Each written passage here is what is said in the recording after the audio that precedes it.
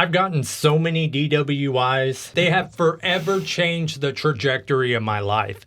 Non-apologetic Nonsense.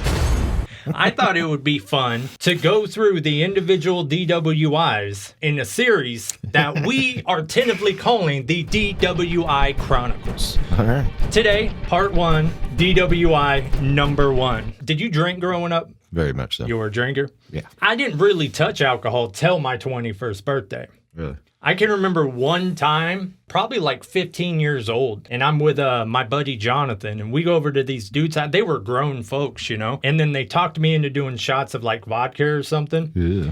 I didn't know how to hang. I was just a child. Next thing I know, I've locked myself in the bathroom, and I am disabled on the floor, throwing up all over. They had one of them like carpets around the toilet. Yeah. They're banging on the doors, the people who I just met, you know, and I can't even get up to unlock the door, right?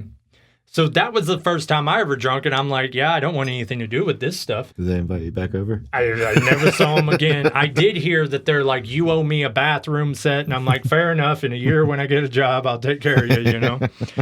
However, if we fast forward, when I was 20, I was living with a dude named Crack. So he's a pretty good influence, Crack. obviously. My 21st birthday, he's like, man, 21st, you got to have a drink. And I'm like, all right, cool. So as I'm living there, Crack is like full-blown alcoholic, right?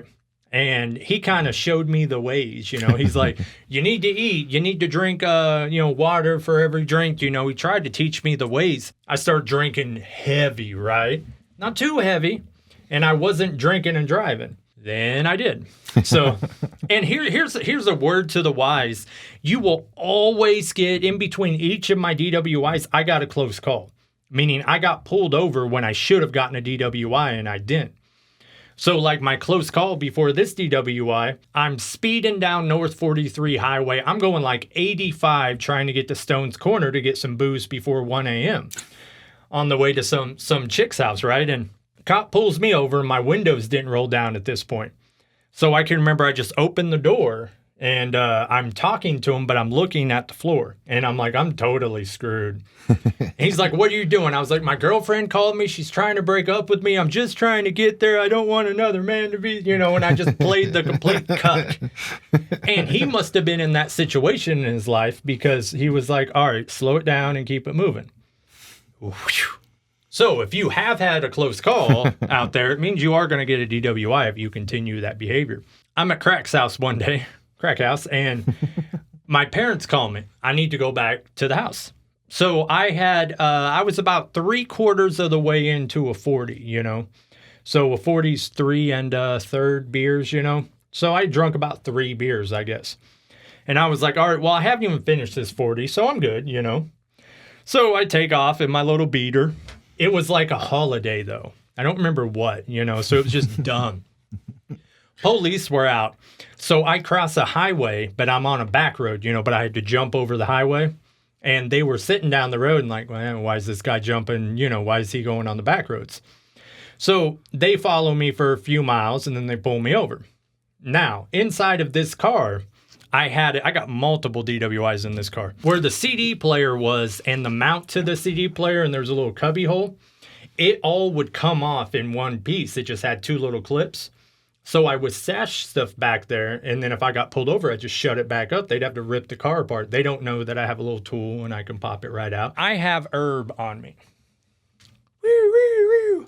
And at this point, you couldn't have herb on you, Right. So I also had a glass pipe.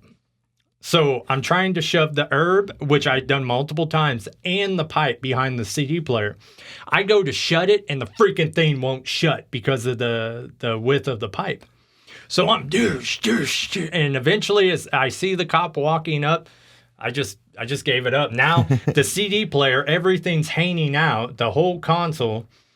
And he wasn't dumb. He shined his light in there. I don't know if he could actually see something at that point, but he's like, giddy on up and out. So he finds my herb and pipe. So I'm already, I'm getting arrested at that point. Right. So he smells beer on me. And he's like, let's do a field sobriety test. So this was on Maverick Road, and it's farm country, And I can remember it was a steep ditch. And I think he purposely had me walking like, I was in the ditch. I was at an angle doing the, touching toes and stuff. Yeah.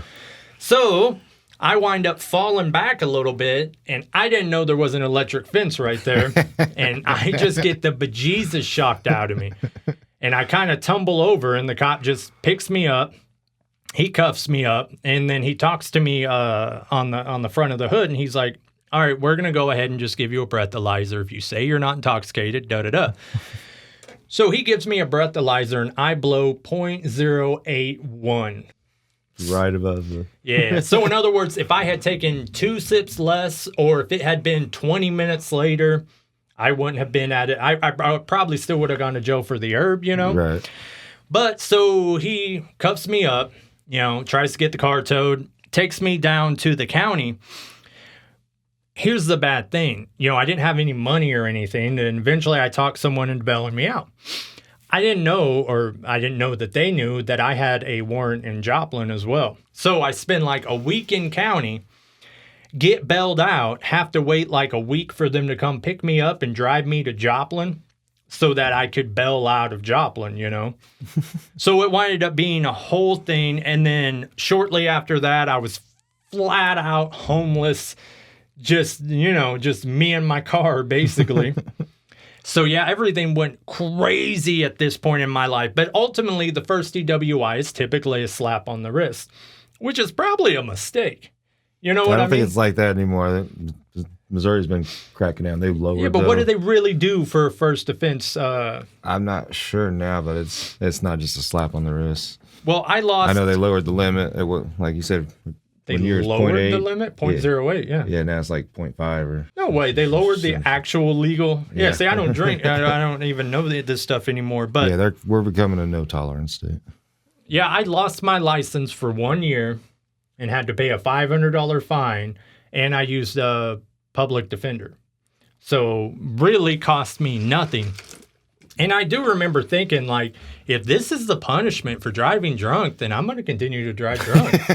You know what I mean? Because it wasn't nothing to me. Because I continued to drive for that entire year. I didn't, And the $500 fine, I probably ignored till they issued a warrant, and then I made monthly payments, Like, I took it as a complete joke. The problem is, this is only the first time I go in front of this exact same judge for a DWI, And he's not so easy on me next time he sees me, No spoilers here, but there was over a decade of my life that I did not have a license because of these DWIs.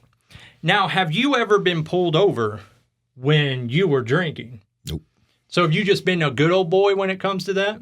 Yeah, I've never. One time I can recall I drove drunk, and it was from here leaving your house. And that was the only time. See, I believe that, let's see, 1, 2. And I got lucky because there was a checkpoint.